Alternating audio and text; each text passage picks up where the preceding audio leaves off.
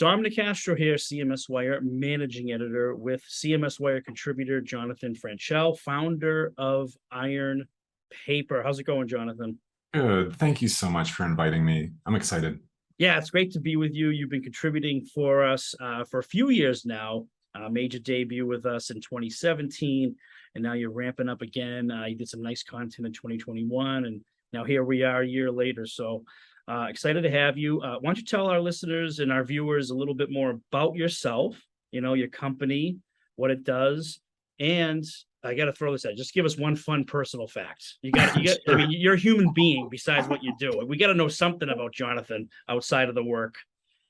I love it. Yeah, absolutely. So I started Ironpaper, my agency, about 20 years ago. So I've been doing this for a while. And yes, I started it pretty young. I love it. And I love it more today than I ever have. And I think that's a pretty exciting accomplishment. Now, what we do is we help B2B companies that have a complex sales process, and we help them grow their business more tangibly, measurably. And so a lot of the work we do focuses on, are we actually generating impact rather than supposed or assumed impact? And then one little fact about me, I have a 10-year-old daughter. She is pretty much my whole world. We spend a lot of time together. And that's basically where I'm going to go after this. We go on adventures and get out into the woods, and it's fun. I remember that age. I got a 17-year-old, and let's just say the adventure stopped, and it's moved on to other people outside of his parents.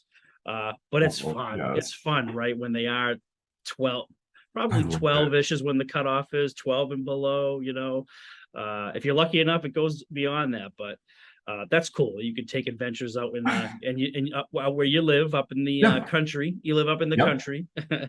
Yeah, in Montana. Yeah, that's cool. Well, I hope you guys have nothing but fun. Let's get back to business. So your article is talking about nurturing and B2B, and it's such a challenge for marketers to just strike that good balance of nurturing good leads, good people with good data, versus just trying to meet quotas and go for the kill and go for that sale. Talk about that distinction, between nurturing and selling, and where you see some common missteps there. Yeah, I love the way you presented it. We see it all the time in companies that are small to big. We feel that the engagement journey between marketing and sales is one of those big missed opportunities. And it's something that a lot of organizations are under investing in. And I think it comes down to this perspective within the context of B2B that ultimately the sales function has to be wrapped around a buyer's needs, not a product that you're selling. And so a lot of the work that we do looks at, what can we do to improve that buyer understanding? How do we understand and kind of help support this challenge, which is increasing the buyer's willingness and commitment to change, not just purchasing a product? Let's kind of get in a nutshell. Yeah, that's it's spot on. In the B2B cycle, like you write in the article, is so much longer, arduous. It's not just rolling out a Super Bowl commercial, right? Spending millions of dollars. It's tools, it's technologies, it's good data, it's bad data. Not that B2C don't have these issues too. When you're out there with these, B2B customers and marketers, what are some of those top challenges? Is it technology lately and trying to make best use of their tools? Is it processes that are breaking down, having silo issues? Is it the connection with sales that's missing? Where are some of the more top of mind challenges you see out there today? Yeah. For me, I think there are drop-off rates throughout the pipeline. And a lot of times organizations are looking in a very myopic way at marketing or at sales, and they're not looking at how these two functions work together. And I think we're living a really challenging time. Buyers' needs are changing rapidly. The marketplace is changing. There's increased competition in numerous markets and submarkets. And so with all of this occurring, companies need to keep their pulse, their finger on their customer's pulse, understanding what motivates a potential customer to act, What would motivate them to stay involved throughout a long sales cycle? And what would motivate them to bring other people into the room for a decision? And just kind of one thing to step away from and look at is, in the context of B2B, most sales are complex. There isn't a single empowered buyer. There's usually a group of people. They don't all enter the process at the same time, and they're not all represented in the C-suite, but there's a group of people who come together to make a decision, and they bring their own individual expertise, some technical, some process-oriented, some operational. And so we need to address not just the individual needs of the people in the process, but also help build and communicate an understanding of what is the value proposition that is being purchased, not just what is the product that is being purchased here. Yeah, I can imagine, a lot of B2B sales folks are, they have a killer conversation, with a prospect, and they're engaging, and it's going well over time. But you got to think in the back of your mind, like you said, oh my, this person's going to take this conversation to 6 others now who I don't even know who they are. And I got to hope that one person can convince the other 6 that what I'm saying makes sense. So it's just so, like you said, I think the word for it is complex. There's no question about it. And then the other question is, can you bring those other people into the conversation? Do you have enough content and, context that you can bring them in and kind of weave them into the dialogue, as opposed to, them taking a more reactionary stance outside of the process, looking in as a kind of voyeur or as a kind of remote participant? Yeah. Hey, Jonathan, in your travels, working with B2B marketers and B2B in general, are there general platforms, not to cite certain companies, but, what kind of platforms, what kind of systems are B2B marketers using today heavily? I mean, we're talking on CMSWire a lot about customer data platforms.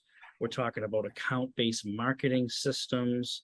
We've always been talking about marketing automation platforms. A CRM obviously is in the mix. I'm sure they're all in the mix, but my question is there one sort of technology that you're seeing lately that's kind of rising above the others, or any innovative trends in the tech space for B2B marketing and sales? Yeah, I do see it. And without getting into names of specific tools, platforms, software, I think the bigger trend that I see is, how do we take the data that's generated through marketing and treat it in a less fragmented way? So what I'm starting to see is a push more towards platforms that can ingest data from multiple sources or multiple channels and interpret that data. I also see that marketers are now starting to play a larger role in CRMs. It's no longer a tool just for sales teams. And I feel like CRMs themselves are having to change. And usually they're wrapping around tools like a marketing automation system or sales automation system. And they become this kind of knowledge hub, a collection of data and insights that both marketing teams and sales teams need to tap into to understand prospective buyers and the changes in their market. So what I'd love to kind of look at is, can we fight fragmentation and build a better data picture that allows you to understand where are those drop-offs in your selling strategy, in your engagement strategy, in your buyer's journey, in essence. And that's what I look. Yeah, and that's why you hear a lot of vendors pushing the center of truth, right? Yes. we're the data center of truth. And I gotta think that as much as the promises are to be that, there is a lot of still fragmentation, like you said. I mean, there's just too many. There's too much. There's too much data. You never thought that would be a problem. We become great data aggregators. Can we make sense of it? And I think the other question is also, to your point, is all this data that we're looking at making sense to drive action? Does it actually impact the business? I think one of the problems that marketers face is that there's just so much data. And a lot of that data is more of a fluffy indicator. It doesn't actually drive that kind of hardwired decision-making that's needed to increase revenue. Yeah. And so I think choosing which data matters most is a critical function. Yeah, cool. Well, there's a lot to munch on here. The article is great. Hopefully people get some takeaways from the video too. But I want to ask you, leave our readers with one more thing. What's next? Not to put you on the spot, but what kind of trends are you following, and maybe see potential future articles from Jonathan Franchell and CMSWire? So we've been doing a lot more research. I'll give a quick example, and this has really stuck out to me. We did this recent study on 159 B2B leaders, and we found that only 8.1% of them felt their messaging was very effective. And that to me speaks to the heart of a significant issue. And then if you take that, and this is what we wrote this article about, 55% of B2B leaders send prospects or leads that they generated on the marketing side directly to the sales team. And so there's no intermediary stage. And this is a problem. This is a problem that concretely impacts a company's ability to generate revenue from marketing investments. And so I feel like this is going to be a topic that we touch upon a couple times. We're going to explore from different angles. And it's something that I'm really committed to helping companies solve. And I want to do it through content. I want to find different ways of looking at this problem and solving it. Yeah. Messaging is so huge. And, when you were talking about it, I was thinking, is it really important for a B2B company to like change their website based on who's surfacing on there?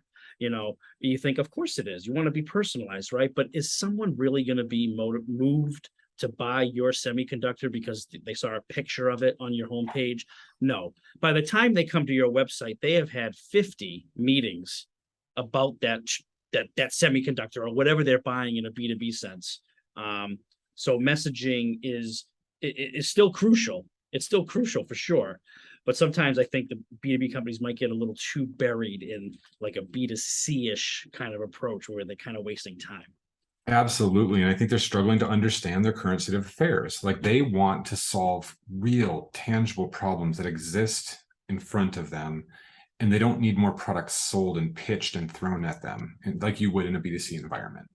Right. B2C, you're like, I'm just sitting here, I'm minding my own business. I don't need a Snickers bar. Wait a minute, I just saw a Snickers bar. Now I need it. Right?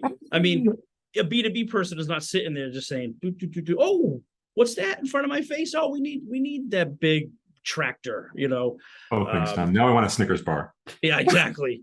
I've been saying Snickers a lot lately in meetings. I don't know why. I think I have to go. I think I have to get it done. Jonathan, it's been a pleasure.